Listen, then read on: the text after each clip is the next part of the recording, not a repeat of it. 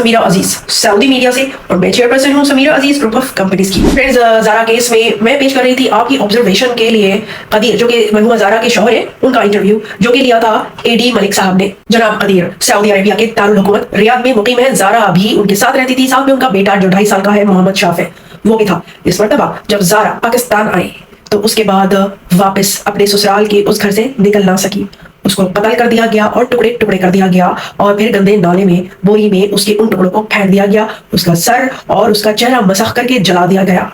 और जिसने ये किया, ये इल्जाम है उसकी सास पर, उसकी नंद पर। ये सब बातें जो मुबैना तौर पर सामने आई कि मकतूला ज़ारा की सास सुगरा बीबी और नंद यास्मीन ने इन मुजरिमाना खिदमात के लिए न सिर्फ अपने दूर के रिश्तेदार नवेद की खिदमत हासिल की, बल्कि यास्मीन ने अपने बेटे अब्दुल्ला का भी इस्तेमाल किया, जिसके तहत बोरी में जब उसके टुकड़े फेंके गए तो अब्दुल्ला ने ये काम अंजाम दिया। किराए के कातिल नवेद की ये मुजरिमाना खिदमत हासिल की थी महज 15,000 रुपए में, प्लस उसको इटली भेजने का भी लालच दिया गया था। फ्रेंड्स, अब ये तमाम सहूलतकार और मुलजिमीन पकड़े तो गए हैं, और बहुत सारे लोगों को शुबे की बुनियाद पर तफ्तीश के लिए भी रखा गया था। मकतूला ज़ारा की एक नंद सबा भी हिरासत में ली गई थी तफ्तीश के लिए, और जब वो सबूत ना होने की वजह से वापस आई तो बड़े ढोल ताशे पीटे गए। जैसा कि बड़ा मुबारक काम करके वापस आई है, बड़ी हैरानगी हुई, जिससे इस बात का तो अंदाजा हो ही जाता है कि इन लोगों को ये भी मालूम नहीं है कि कहां पर किस तरह से क्या अमल करना है। फ्रेंड्स, दीन इस्लाम और इल्म का इम्तिजाज हमें ये अक्ल शऊर और तहजीब देता है कि कहां हमने किस तरह का बर्ताव करना है और सलूक करना है और अमल करना है। अपनी शख्सियत में इन तमाम खुसूसियात के बगैर कोई भी इंसान महज एक जानवर की तरह है, तो बिलाशुबा वो मुआशरे का फर्द बनकर अगर कुछ दिखा सकेगा तो वो हैवानियत ही दिखाएगा, और यही हुआ ज़ारा के साथ। इस वीडियो से पेवस्ता गुज़िश्ता वीडियो में कदीर साहब बता रहे थे इस मामले में कि क्योंकि वो ज़ारा के वालिद साहब के घर में ही, यानी कि अपने ससुराल में ही रह रहे थे ज़ारा के कत्ल के बाद, तो फिर उनके बारे में ये कहा गया कि ये अपने ससुर को भी स्लो पॉइजन देकर मार डालेंगे, या ये उन पर हमला करेंगे, या वो दूसरी शादी करने वाले हैं या कर चुके हैं। इन तमाम मामलात पर जवाब दिया है अगली वीडियोस में कदीर साहब ने। उन्होंने ये भी बताया कि वो अपने बच्चे से किस तरह डील करेंगे जब वो बड़ा होकर उनसे पूछेगा कि उसकी माँ के साथ क्या हुआ। यार, एक हिम्मत नहीं है कि परिंदा मारने की मेरे अंदर सलाहियत नहीं है कि परिंदे को मैं जो है ना मार दूं, ठीक है ना। तो आप इतनी बड़ी बात कर रहे हैं। देखिए ना, एक झूठ जो है ना, अगर आप झूठ बोलेंगे ना तो आपको उस चीज का अज़ाब भी मिलेगा और नुकसान भी होगा। तो कुछ फायदा है आपको?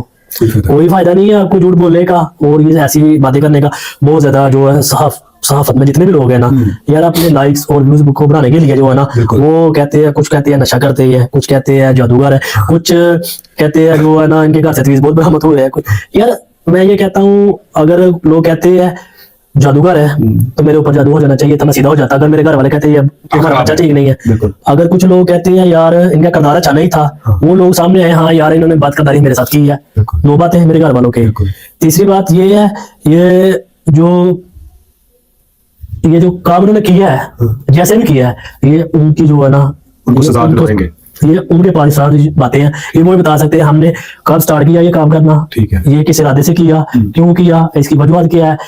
अगर उन्होंने बोला ना ये हमारा बेटा जो वजूहत बना है, यकीन माने मैं खुदकशी में जो ना मुब्तला कर दूंगा गोली मार के अपने आप को, ये मैं बात कहता हूँ। अगर उन्होंने बोला हमारा बेटा जो है ना, ये हमारे बेटे की वजह से जो है ना हमने ये काम किया है, यकीन माने मुझे जिंदगी से बहुत अच्छी है। आपकी ज़ारा से पहली शादी थी या दूसरी शादी थी? अगर कोई आपकी दूसरी बीवी है तो वो कहाँ पर है और कब आपने दूसरी शादी की थी?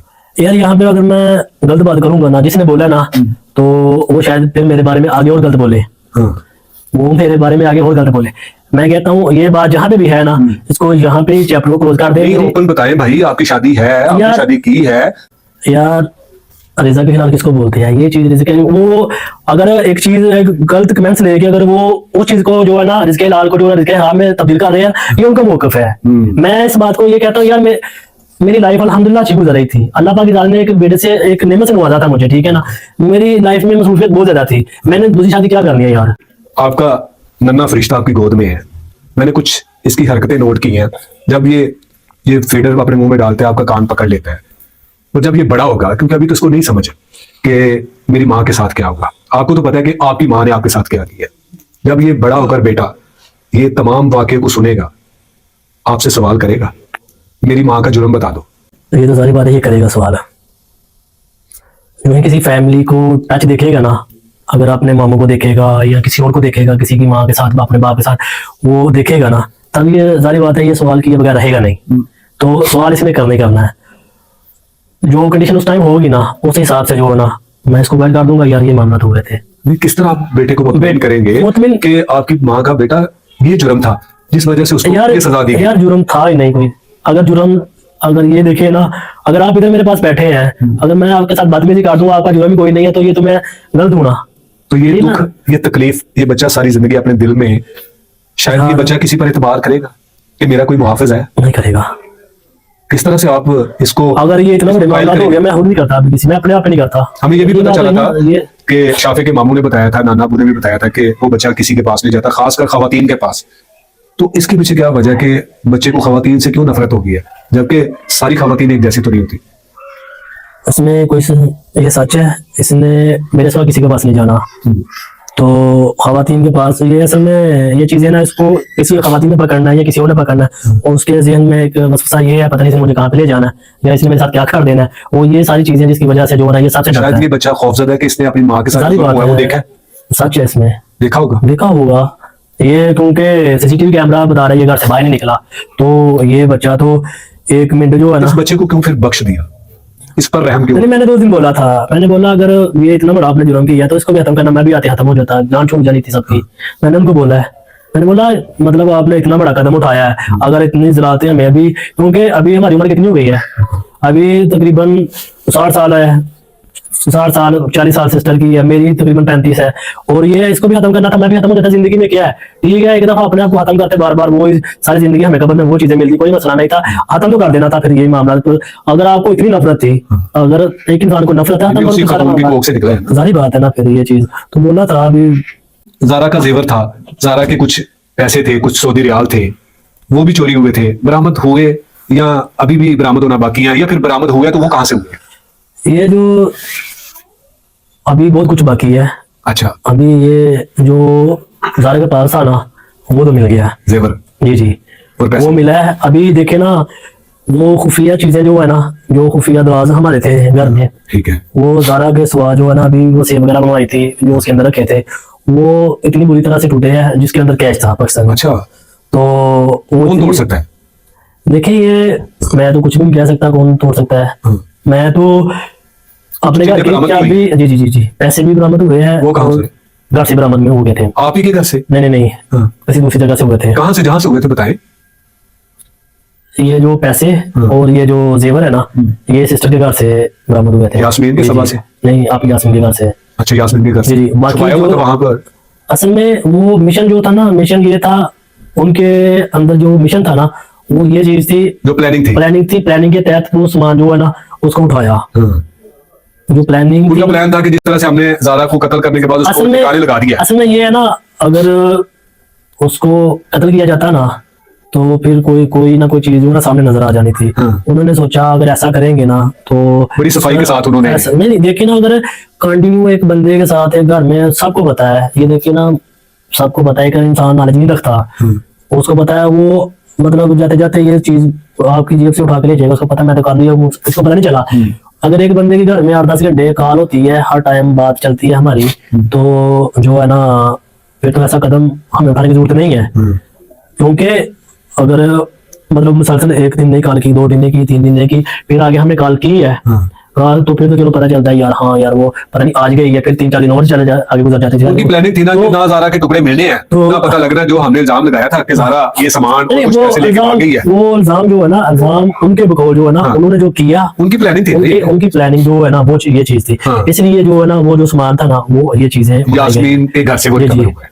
वो बाकी जो कैश था ना, हाँ। वो हमारे घर में जो है ना, मैं उस दिन गया था अपने घर तो देखा, यकीन माने के यार सेफ पड़ी हुई है, 4 है हमारे घर में सेफ, एक मेरे बेडरूम में पड़ी है। अबे- तो जो मेरे बेडरूम में सेफ है ना, यकीन माने वो चलो लकड़ के वो मानते ऐसे किया, वो खोल दे, कोई मसला नहीं ठीक है। है। अब एक 3 लोहे की सेफे हैं, उनको- 2 एक बेडरूम में पड़ी है, एक बेडरूम में पड़ी है। उनको भी तोड़ा है? उनको की उनके चाबी उनके पास है, पुलिस वालों को चाबी पास थी, हाँ। वो पुलिस वालों के पास चाबियां थी, हाँ। ठीक है ना, घर की पूरी चाबी पुलिस वालों के पास थी।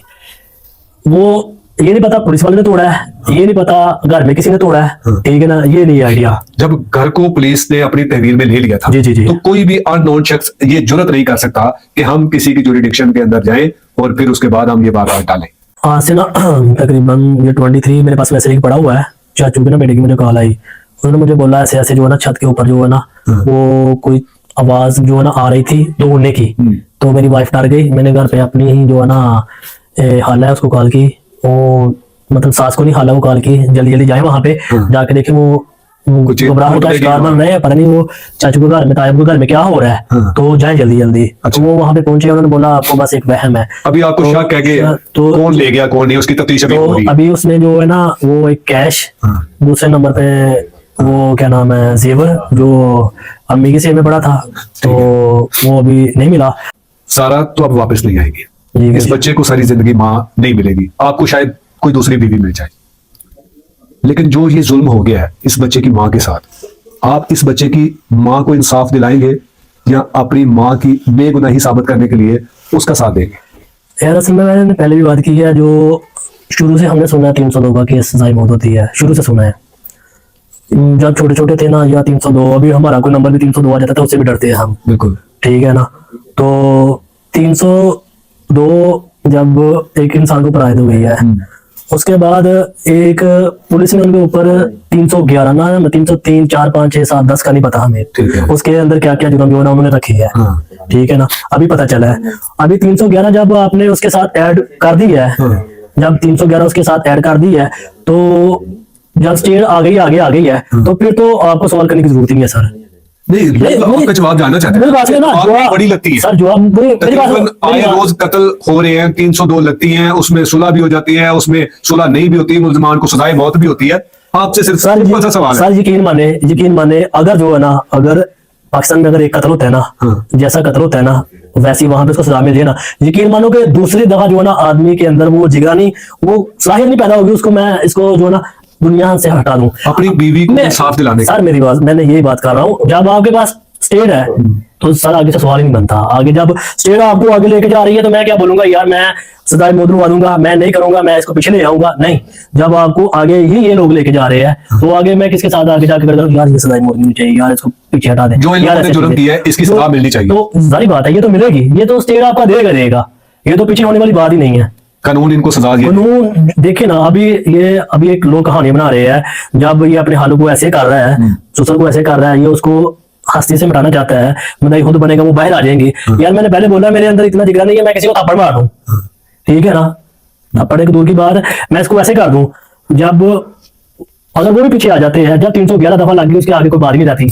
तो जनाब इस मुकदमे में जो पाकिस्तानी दफा 311 लगी है तो उसमें स्टेट जो है वो खुद मुद्दई होती है, तो इसका मतलब है कि मुल्ज़िमीन की किसी तरह भी गुलो खलासी होगी नहीं, उनको सजा जरूर मिलेगी। अगर खुद कदीर साहब भी अपनी माँ और बहन को और दीगर मुल्ज़िमीन को बख्शवाने की कोशिश करेंगे तो ये भी मुमकिन होगा नहीं। कदीर साहब को ये भी शिकायत है कि यूट्यूबर्स तरह तरह की झूठी बातें गढ़कर अपना चैनल चमकाने की कोशिश कर रहे हैं, यूं वो हराम कमाई कमा रहे हैं। साहिब दिल अफराद को जारा के कत्ल से शदीद धचका पहुंचा और अब जो वो खबरों में सुन रहे हैं कि कदीर वापस अपने उसी घर में जा चुके हैं जहां पर जारा का कत्ल हुआ था और वहां वो अपनी बहन सबा से मुलाकातें कर रहे हैं, तो उन पर मजीद शक शुबा किया जा रहा है। जबकि कदीर साहब इस कत्ल की असल वजह खोजने में लगे हुए हैं और वो कह चुके हैं कि इसी वजह से वो वहां जा रहे हैं। कुछ माली मामलात भी हैं उनके, ये माली मामलात उन्हीं रिश्तेदारों से उनके अभी बनते हैं जो वहीं पर उसी मोहल्ले में मुकीम है।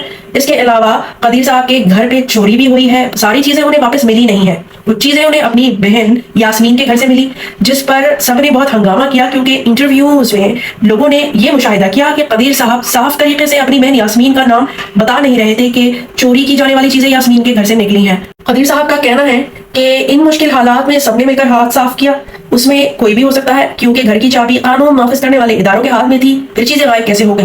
तो जनाब अपनी तमाम तर बिजनेस मसरूफियात के बावजूद बतौर सहाफी अपना किरदार अदा करने के लिए मैं इस इशू पर अपनी आवाज उठाए हुए हूँ, लेकिन आपको भी अपना किरदार अदा करना होगा। इस वीडियो को आप शेयर करें, चैनल को सब्सक्राइब कर लें ताकि ऐसे ही इश्यूज पर और इस इशू पर भी अपनी निगाह रख सके। तो मैं फिर आऊंगी, फिर मिलूंगी एक और नई वीडियो के साथ। Bye bye.